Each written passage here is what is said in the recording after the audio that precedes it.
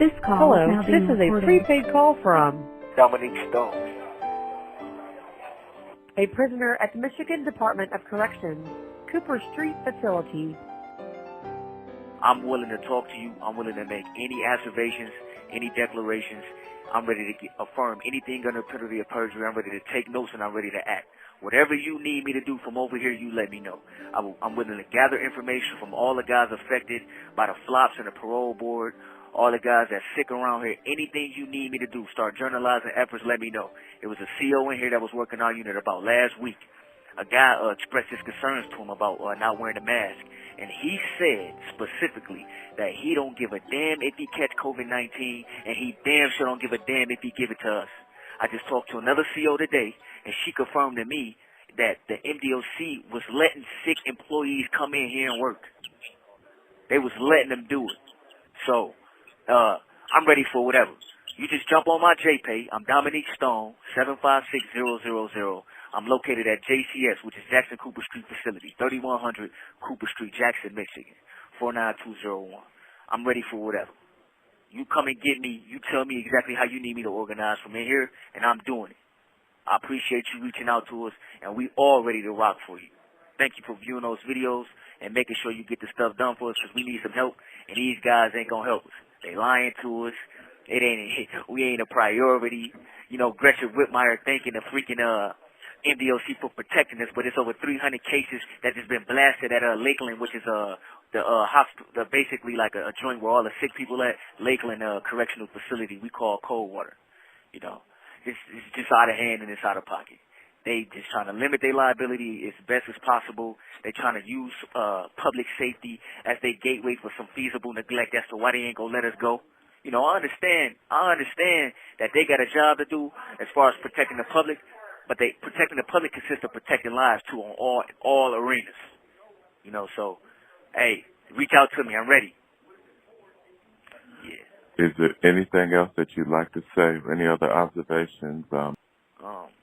You know, I got basically, just in short, it's the same thing. You know, COs, some of these guys looking, some of the you got the robust correctional officers that like to go beyond the call of duty sometimes, and you know, I've been noticing that they've been paying attention quite heavily to me, you know, and I'm pretty sure that other few guys too. Now this is maybe my paranoia kicking in, you know, for grace, for just whatever the purposes is. But you know, not too far from the facility, they have like a shooting range. So this morning, I was on the yard working out. I was doing a couple handstands and stuff, and I could feel the vibrations from the shots coming. You know, I had my music on.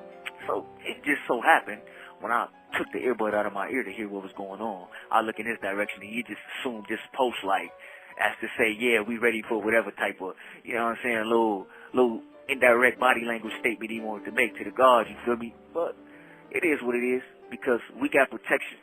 And we got people out there advocating for us, and they can't do nothing about it. They can be mad as they want to, you know. As far as, you know, the CO telling me that they let these sick officers, they was letting these sick officers come in, man, that's real sad. He said he don't care about catching corona, and he don't care about giving it to us. So, just letting you know, just letting the public know, this is how some of these guys operate, man. Some of them suicide bombers. They wouldn't mind being asymptomatic, contracted some illness, and bringing it in here and dying in the midst of killing us. Some of them don't care. They hate us. And they are love. For what better way for them to go out? They think they're going out on their shield of glory by taking out 100,000 inmates at the same time with some biological chemical. You know what I'm saying? It's chemical warfare, man. They don't care.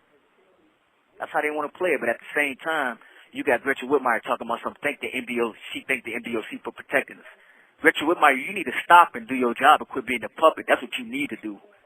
That's really what you need to do. Do your job and govern and protect and serve the right way. And don't be a puppet for the ones behind closed doors. Don't be scared to do your job. If you're scared to do your job, step down and let somebody else step up.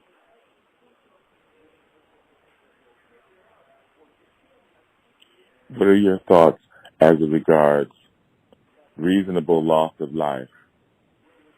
The theory of that. I tried to talk about some of that in that JPEG. I think that there's a think tank somewhere. Somebody in some room has already decided that this percentage is an acceptable amount of losses based on the profits.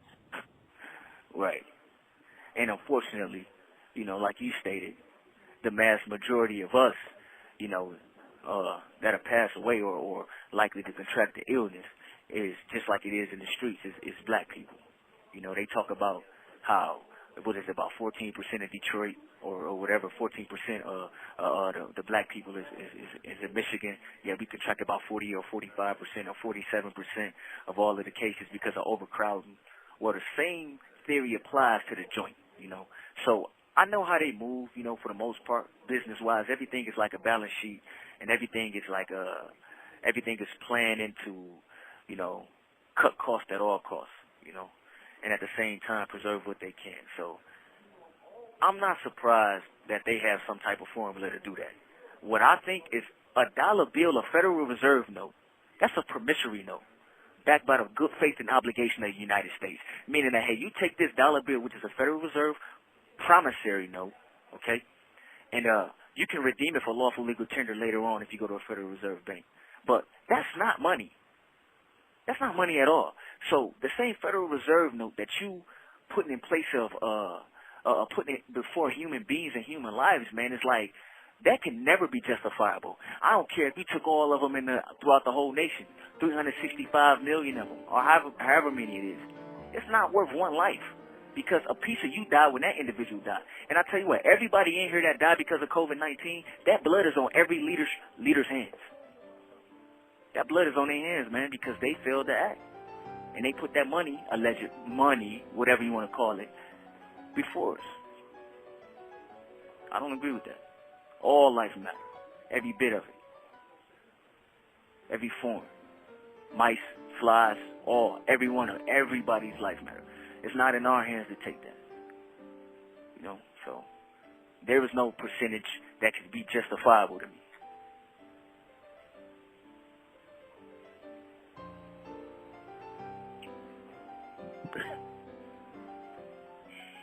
Man, sometimes I'm just like stunned in awe, and I'm like, Lord, how did I get here? Where I'm like, I don't know. I feel inadequate, very inadequate, and very out of depth. And I'm just like, everything that you just said is like something that needs to be on some kind of like Van Jones interview, not no Darnell phone interview thing. Oh, I'm like, man, it's on a whole different level, man. I'm just like, Lord, put this boy on some CNN or something. Get this stuff out there. I'm like, it's so beyond me, man.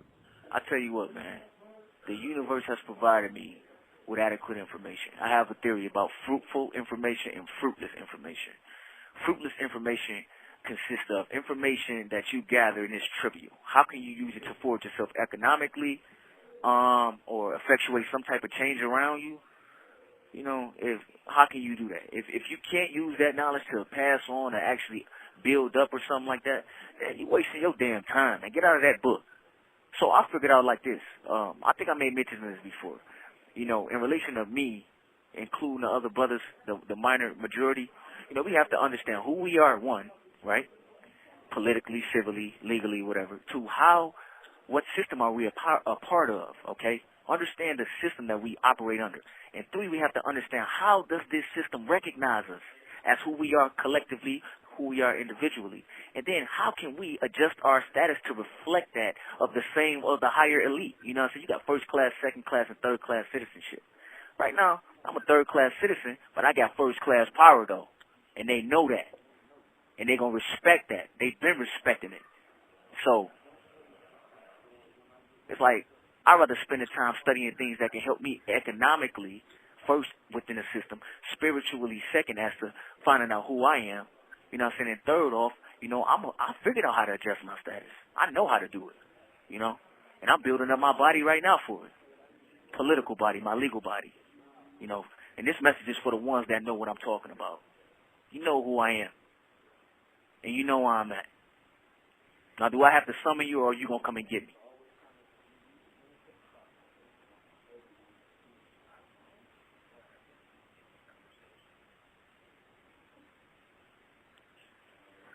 As I said, that's beyond me. I'm just trying to be a conduit. Wow. I think we got maybe about 90 seconds left.